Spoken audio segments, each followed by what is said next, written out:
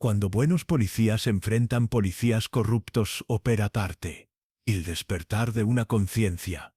El eco de los pasos resonaba en los pasillos de la comisaría del Distrito 12, mientras el oficial Daniel Ramírez caminaba hacia su primer día como detective. A los 29 años, había dedicado 8 años de su vida a servir y proteger, creyendo firmemente que su uniforme representaba justicia y esperanza para las comunidades más vulnerables. Su padre, un veterano retirado que había perdido una pierna en servicio, lo había criado con un código inquebrantable. Mijo, el placa no te hace superior a nadie, te hace responsable de proteger a quienes no pueden protegerse solos. Esa mañana de octubre, mientras el sol apenas comenzaba a filtrarse entre los edificios grises del barrio, Daniel no sabía que su mundo estaba a punto de tambalearse. Su nueva compañera, la detective Isabel Herrera, lo esperaba con una sonrisa que no lograba ocultar la tristeza en sus ojos. Isabel llevaba 15 años en la fuerza, había visto demasiado, y había aprendido a reconocer la inocencia en las miradas de los nuevos oficiales. Ramírez le dijo mientras se dirigían hacia su primer caso: hay cosas que no enseñan en la academia, cosas que vas a tener que aprender aquí, en las calles. Su voz tenía un peso que Daniel no comprendía completamente, pero que lo inquietaba profundamente. El primer caso parecía rutinario, un robo domiciliario en una casa del sector norte, pero cuando llegaron al lugar, Daniel comenzó a notar detalles que no encajaban. El sargento Torres, un hombre corpulento de 50 años que comandaba el área, había llegado antes que ellos y ya estaba interrogando a la víctima, una anciana llamada doña Mercedes que temblaba mientras relataba los hechos. Los ladrones se llevaron mis ahorros, sollozaba la mujer, 50 años trabajando como empleada doméstica, y todo desapareció en una noche. Pero algo en la expresión de Torres cuando ella mencionó la cantidad exacta alertó los instintos de Daniel. Una mirada rápida, un intercambio de gestos con otro oficial, una sonrisa que no correspondía con la gravedad de la situación. Isabel notó la inquietud de su compañero y le murmuró al oído: algunas cosas no son lo que parecen. Observa y aprende, pero mantén la boca cerrada hasta que entiendas todo el panorama. Parte segundo. Las primeras grietas en el sistema. Durante las siguientes semanas, Daniel comenzó a percibir un patrón perturbador en el comportamiento de algunos de sus colegas. Los casos que involucraban grandes sumas de dinero o drogas decomisadas a menudo presentaban inconsistencias en los reportes. Los testimonios cambiaban misteriosamente entre la declaración inicial y la formal, y ciertos sospechosos parecían desaparecer del sistema sin explicación aparente. La primera vez que Daniel cuestionó directamente una irregularidad fue durante un operativo antidrogas en el que participó junto a Torres y otros oficiales veteranos. Habían decomisado una cantidad considerable de cocaína y dinero en efectivo de una casa del barrio sur, pero cuando Daniel revisó el inventario oficial horas después, las cantidades no coincidían con lo que él había presenciado. Sargento, se acercó a Torres con respeto pero determinación. Creo que hay un error en el inventario. Vi que decomisamos más dinero del que aparece en el reporte. La respuesta de Torres fue una palmada en el hombro que sintió más como una amenaza que como un gesto amistoso. Ramírez, muchacho, la experiencia te enseñará que a veces los números no son tan importantes como los resultados. Sacamos drogas de las calles. Eso es lo que importa. Pero la sonrisa que acompañó sus palabras no llegó a sus ojos, y Daniel sintió un escalofrío que no tenía nada que ver con el clima. Esa noche, en la privacidad de su pequeño apartamento, Daniel llamó a su padre. «Papá, ¿qué haces cuando descubres que las personas en las que confiabas no son quienes creías?» La voz del anciano se llenó de sabiduría acumulada a través de décadas de servicio. «Hijo, la verdadera medida de un hombre no está en la perfección de quienes lo rodean, sino en cómo responde cuando descubre que el mundo no es tan puro como esperaba». Isabel,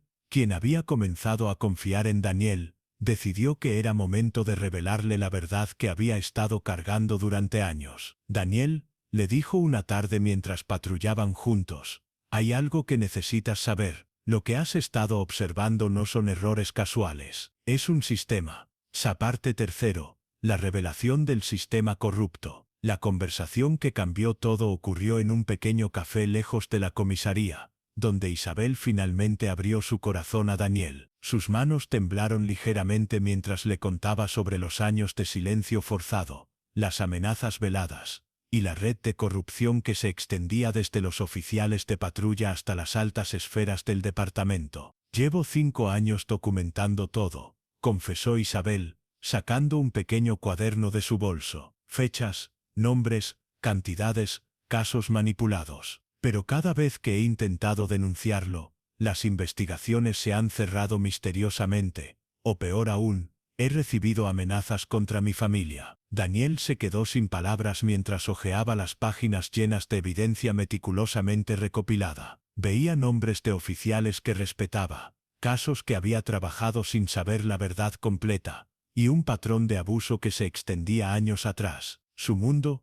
construido sobre la creencia en la justicia y la integridad, se desmoronaba ante sus ojos. «¿Por qué me estás contando esto?», preguntó, su voz apenas un susurro. Isabel lo miró con una mezcla de desesperación y esperanza. «Porque eres diferente. En todos estos años, nunca había visto a alguien cuestionar las irregularidades con tanta persistencia. Y porque no puedo seguir cargando esto sola». La detective le contó sobre su propia iniciación en el departamento, cómo había comenzado con los mismos ideales que él, y cómo gradualmente había sido presionada para hacer la vista gorda a cambio de seguridad laboral y protección. «Al principio pensé que si mantenía la cabeza baja y hacía mi trabajo, podría cambiar las cosas desde adentro. Pero el sistema es más fuerte que las buenas intenciones individuales. Mi hermana menor está en la universidad», continuó Isabel, con lágrimas en los ojos, estudiando para ser abogada porque quiere luchar por la justicia. «Cada día que permanezco en silencio,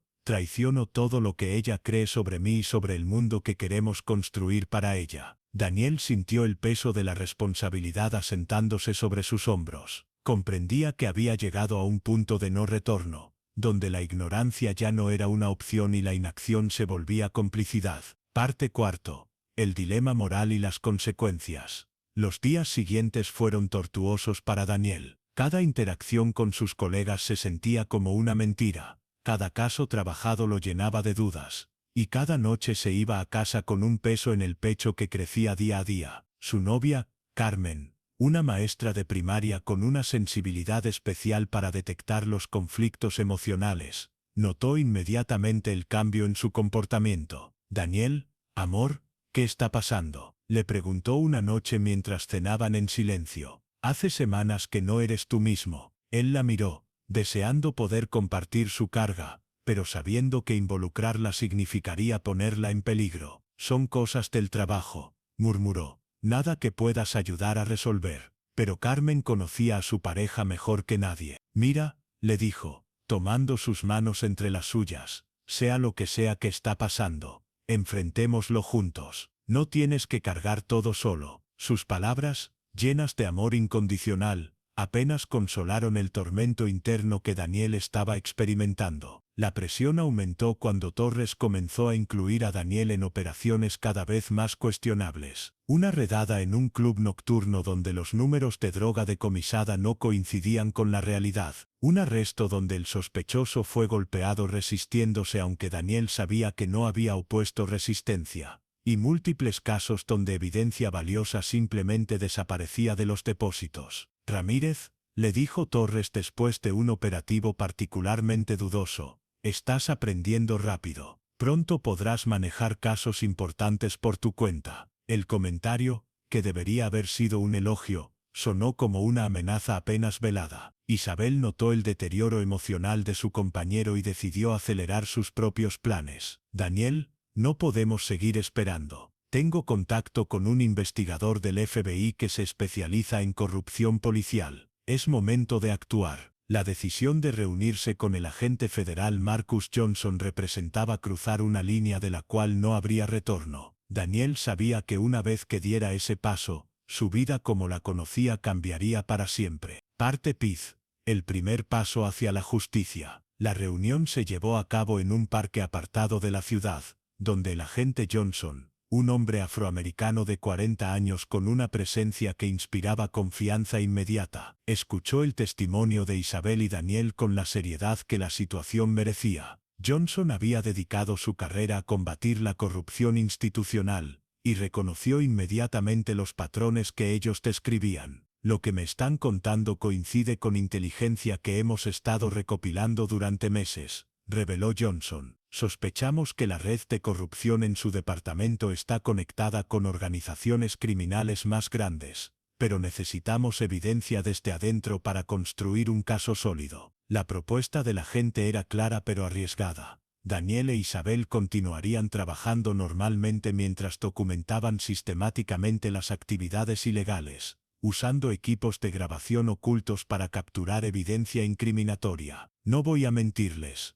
advirtió Johnson. Esto es extremadamente peligroso. Si los descubren no podremos protegerlos inmediatamente. Daniel pensó en su padre, en los valores que le había inculcado, en la razón por la cual se había convertido en policía. ¿Cuánto tiempo llevará?, preguntó, ya habiendo tomado su decisión internamente. Depende de ustedes, respondió Johnson, pero probablemente varios meses de investigación encubierta. Esa noche, Daniel tuvo la conversación más difícil de su vida con Carmen. No podía revelarle los detalles, pero necesitaba prepararla para los cambios que se avecinaban. Algo está a punto de pasar en mi trabajo, le dijo, algo que va a requerir mucho valor de mi parte. Necesito saber que puedo contar contigo. Carmen, con la intuición que solo el amor verdadero proporciona, comprendió la gravedad de la situación sin necesidad de explicaciones detalladas. Daniel, le respondió, abrazándolo con fuerza,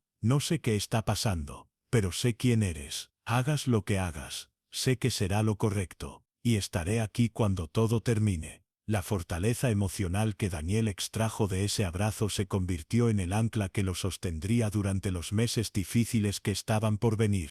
Antes, parte 6. La infiltración y el peso del engaño. Los siguientes 3 meses fueron los más desafiantes de la vida de Daniel. Cada día requería una actuación perfecta.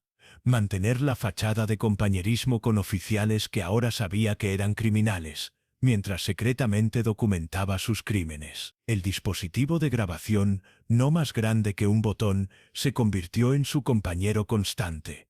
Un recordatorio silencioso de la doble vida que estaba viviendo. Isabel, quien había estado cargando este peso durante años, se convirtió en su guía y apoyo emocional. Habían desarrollado un sistema de comunicación sutil para alertarse mutuamente sobre situaciones particularmente peligrosas o cuando habían capturado evidencia importante. La tensión constante comenzó a afectar su salud física y mental, pero ambos sabían que no podían detenerse. El primer gran avance llegó cuando Torres los involucró en un operativo que estaba diseñado desde el principio para fallar. Habían recibido una pista anónima sobre un gran cargamento de drogas en un almacén abandonado, pero cuando llegaron, encontraron evidencia que había sido obviamente plantada y una cantidad de dinero que parecía puesta allí para ser descubierta. Esto es extraño, comentó Daniel en voz alta, sabiendo que su grabadora estaba capturando todo. Torres,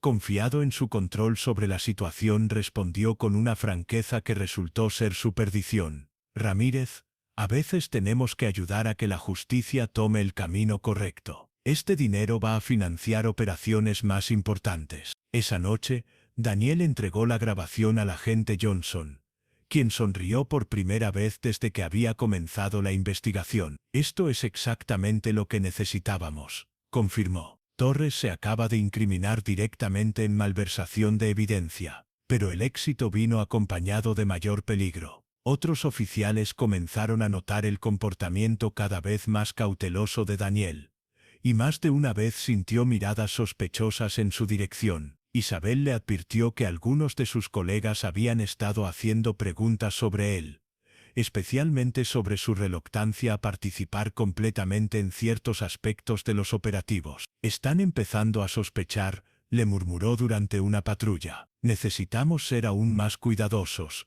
o terminar esto pronto. Sapto séptimo. El momento de mayor peligro. La situación se volvió crítica cuando el oficial Roberto Mendoza, uno de los subordinados más leales de Torres, confrontó directamente a Daniel después de un operativo donde había sido particularmente cauteloso al manipular evidencia decomisada. Mendoza, un veterano de 20 años conocido por su temperamento violento, había estado observando a Daniel durante semanas. Ramírez, le dijo, bloqueando su camino hacia la salida del edificio, «Hay algo en ti que no me cuadra. Actúas como si fueras mejor que el resto de nosotros». La amenaza en su voz era inconfundible, y Daniel sintió cómo la adrenalina comenzaba a correr por sus venas. «No sé de qué hablas, Mendoza», respondió Daniel, tratando de mantener la calma. «Solo hago mi trabajo como me enseñaron». Pero Mendoza se acercó más, invadiendo su espacio personal de manera intimidante.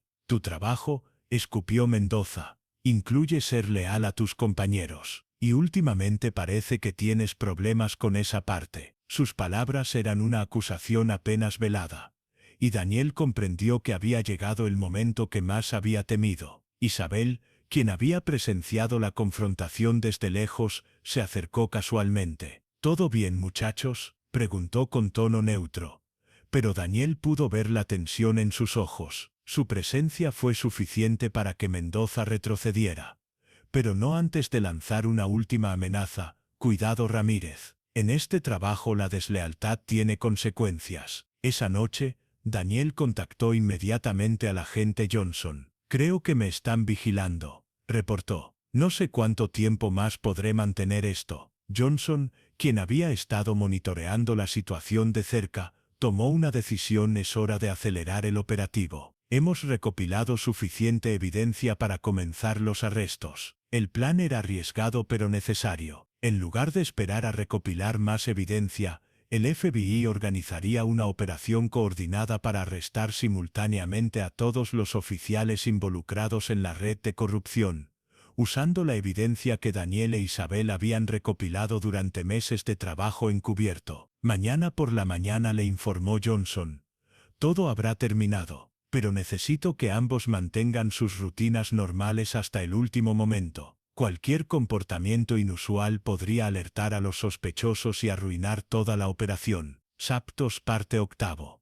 El día del juicio final. El día de la operación amaneció gris y lluvioso, como si el cielo reflejara la tensión que se respiraba en el aire. Daniel llegó a la comisaría a su hora habitual, saludó a sus colegas con la naturalidad que había perfeccionado durante meses de actuación y se dirigió a su escritorio tratando de ignorar los latidos acelerados de su corazón. Isabel llegó pocos minutos después, intercambiando con él una mirada breve pero significativa. Ambos sabían que en cuestión de horas, todo cambiaría para siempre. La rutina matutina continuó normalmente. Briefings, asignación de casos, café en la sala de descanso donde Daniel había escuchado tantas conversaciones incriminatorias. A las 10:30 de la mañana Bernardo Theon, exactamente como habían planeado, las puertas de la comisaría se abrieron y una docena de agentes federales entraron con chalecos del FBI claramente visibles. El silencio que siguió fue ensordecedor, roto solo por el sonido de las esposas siendo colocadas en las muñecas de oficiales que minutos antes se creían intocables. «Sargento Torres», anunció el agente Johnson con voz firme, «está bajo arresto por conspiración, malversación de fondos públicos y obstrucción de la justicia». Torres, cuyo rostro pasó del shock a la furia en segundos, miró directamente a Daniel con una expresión que prometía venganza. Mendoza intentó resistirse físicamente al arresto, gritando obscenidades y amenazas mientras era reducido por 3 agentes. Otros oficiales corruptos fueron arrestados en sus hogares o en operativos simultáneos por toda la ciudad. La red que había operado durante años se desmoronó en cuestión de horas. Daniel observó todo desde su escritorio, sintiendo una mezcla de alivio, tristeza y algo que le tomó tiempo identificar como orgullo. Isabel se acercó a él, sus ojos llenos de lágrimas que reflejaban años de tensión finalmente liberada. «Lo hicimos», murmuró, su voz quebrada por la emoción. «Realmente lo hicimos». Daniel asintió, comprendiendo que habían cruzado una línea que cambiaría no solo sus vidas, sino potencialmente las vidas de muchas personas que habían sido víctimas del sistema corrupto. El agente Johnson se acercó a ambos una vez que los arrestos estuvieron completos. Quiero que sepan, les dijo con sincera admiración, que lo que hicieron requirió un valor extraordinario. Van a ser recordados como héroes por las comunidades que protegieron. Saptos parte 9. Las consecuencias y la transformación.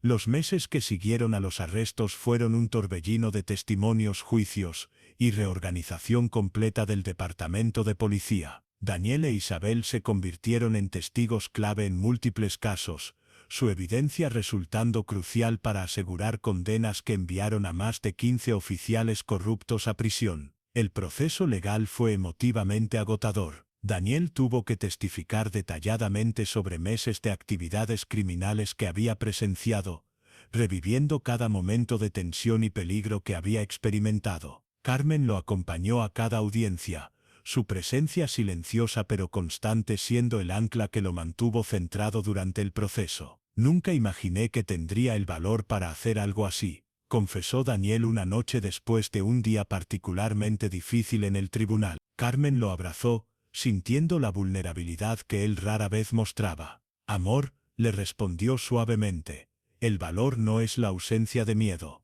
es hacer lo correcto a pesar del miedo. Isabel, quien finalmente pudo liberar el peso que había cargado durante años, experimentó una transformación notable. La mujer que había vivido en silencio y temor se convirtió en una vocera poderosa para la reforma policial, dando conferencias en academias de policía sobre ética e integridad en el servicio público. Durante años viví con miedo, contaba en sus presentaciones, miedo a perder mi trabajo, miedo a las represalias, miedo a que nadie me creyera, pero aprendí que el miedo a hacer lo correcto es mucho menos destructivo que el miedo que viene de vivir en complicidad con el mal. El padre de Daniel, quien había seguido toda la situación con orgullo silencioso, finalmente expresó sus sentimientos durante una cena familiar. Hijo, le dijo con lágrimas en los ojos, cuando era joven y peleaba en mi propia guerra contra la injusticia, solía preguntarme si los sacrificios valían la pena. Verte a ti enfrentar tu propia guerra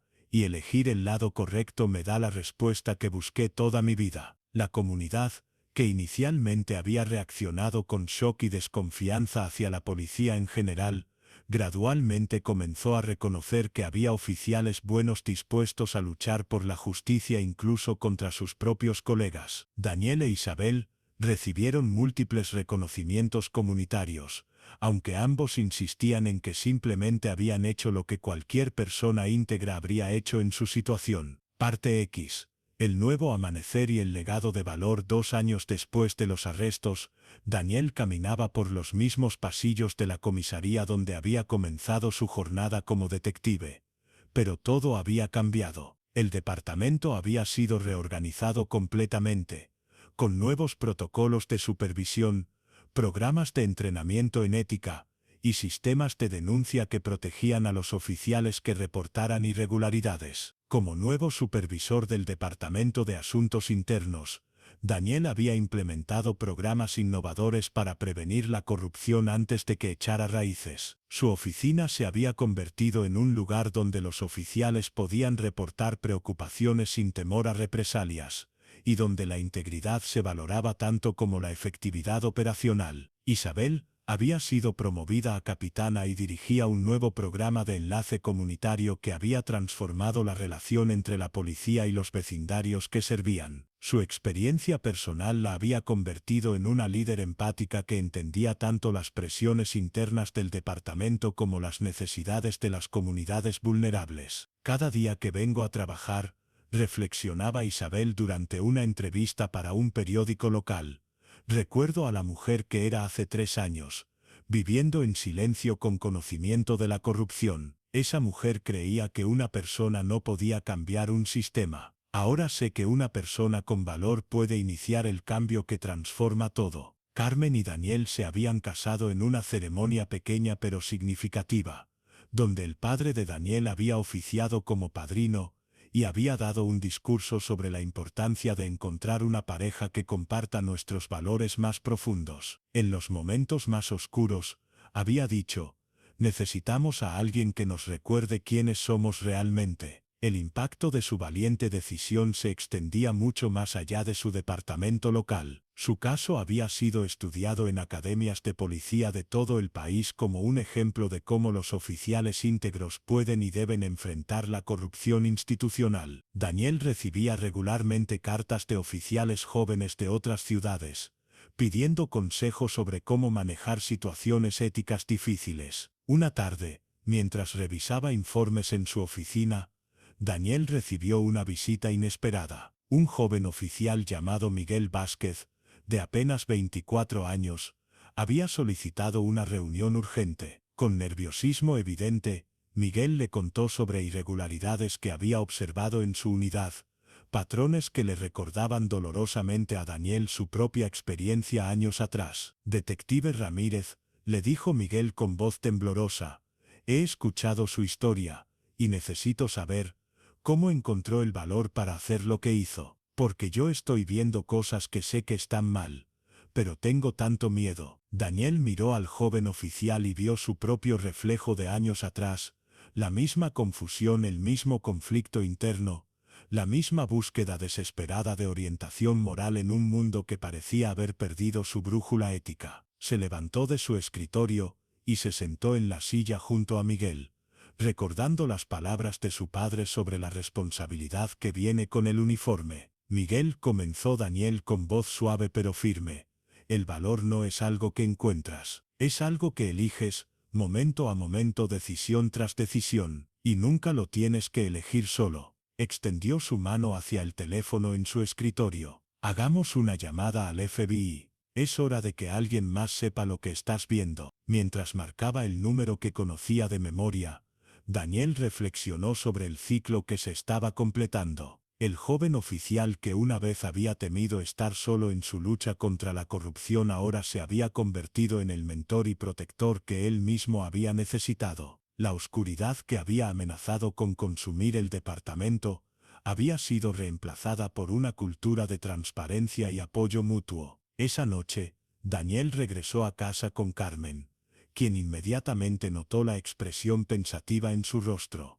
¿Qué pasó hoy?, le preguntó mientras preparaban la cena juntos. Él le contó sobre Miguel, sobre el ciclo de corrupción que amenazaba con reiniciarse, y sobre la satisfacción profunda que sentía al poder ofrecer el apoyo que él mismo había necesitado años atrás. ¿Sabes qué es lo más hermoso de todo esto?, reflexionó Carmen mientras lo abrazaba. No es solo que ustedes detuvieron la corrupción, es que crearon un sistema donde futuros oficiales como Miguel no tienen que enfrentar esa oscuridad solos. Eso es un legado que va a proteger a generaciones. En la quietud de su hogar, Daniel comprendió que su decisión de enfrentar a los policías corruptos había sido más que un acto de valor individual. Había sido la semilla de una transformación que continuaría creciendo, protegiendo a comunidades futuras e inspirando a nuevas generaciones de oficiales a elegir la integridad sobre la complicidad. El ciclo de silencio había sido roto para siempre, reemplazado por una red de apoyo y responsabilidad que aseguraba que ningún oficial bueno tendría que enfrentar solo la corrupción institucional. Y en esa realización, Daniel encontró la paz que había estado buscando desde aquel primer día cuando su mundo se tambaleó, y tuvo que elegir entre la comodidad de la ignorancia y el valor de la verdad. Su elección había cambiado todo, no solo para él y su familia, sino para incontables vidas que serían protegidas por el sistema de justicia que él había ayudado a purificar y fortalecer.